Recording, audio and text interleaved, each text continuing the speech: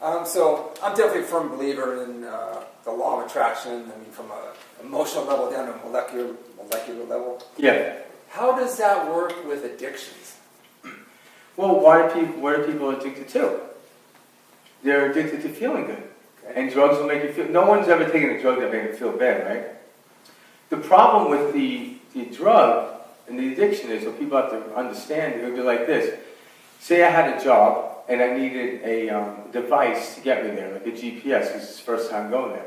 But if you found yourself 5 years later using the GPS to get to work every day, the battery ran out, or something went wrong, the frustration of it. So drugs can be used as a tool. I'm not condoning drugs, but they can use as a tool to find a place, a frequency that you may or may not have gotten there. But if you have to keep using it, then you have to wait for the drug to get into your system, so to speak.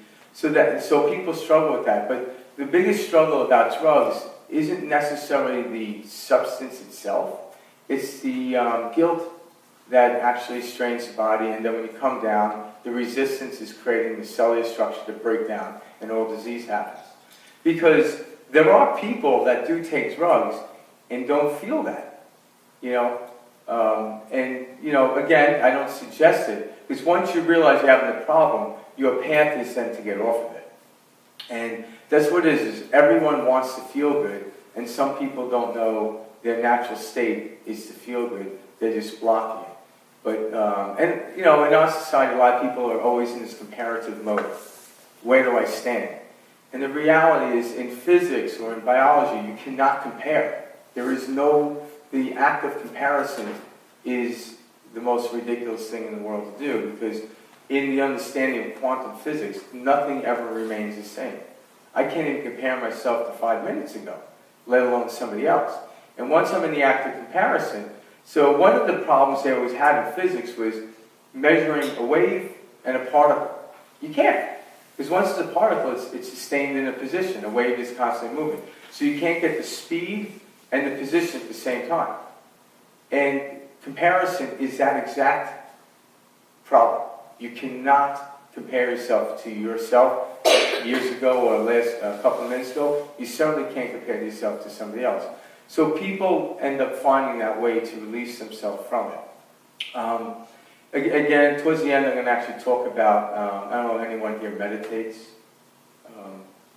There you go. Hey, can you talk a little bit about overcoming fear to reach your goals? That's a good Well, fear is a nonsensical thing, because fear is a messenger, if you will, and like Roosevelt said, right? Fear is the only thing to fear but fear itself. It's true, because can you tell me what's fearful? Like, in other words, if you're scared of your car, it's going to get stolen. Once it gets stolen, the fear of the car goes with it. Now, the aggravation of getting a new car comes, but the fear literally doesn't exist. Fear is just not wanting to go in the direction in which your higher self is pulling you, not knowing what's going to happen. So fear is running down the street, constantly looking over your shoulder and wondering why you're hitting every branch in the way. That's all fear is. Fear is just not facing. Fear literally is a message. And when they, a lot of people say, God doesn't give you what you can't handle. Well, a part of God is actually you. And we will literally put ourselves, sometimes in more of a subconscious way. Most people consciously wouldn't put themselves in a very tough situation, unless you're that crazy guy that puts himself in the middle of nowhere with a bottle of water for 3 weeks. But you normally wouldn't do that. But at the subconscious level, there's a theme you want to get over. So fear then becomes the thing that pushes you away. And you're actually pushing away from what it is you want to go. So you don't think it's ever an indication you're going the wrong way? It's absolutely the greatest indication you're going the wrong way. But, in other words... But there are other times when you're saying just push through it. So how do you know? Well, no. Pushing through it, actually in physics, whatever you push against grows. You actually have to settle into it. So if fear comes knocking at your door, answer the door. Don't hold the door shut. That would be pushing against it. And when the fear came in knocking on the door and says, this will happen, okay, and you do it. Because, name something that you were afraid of that did it come to pass.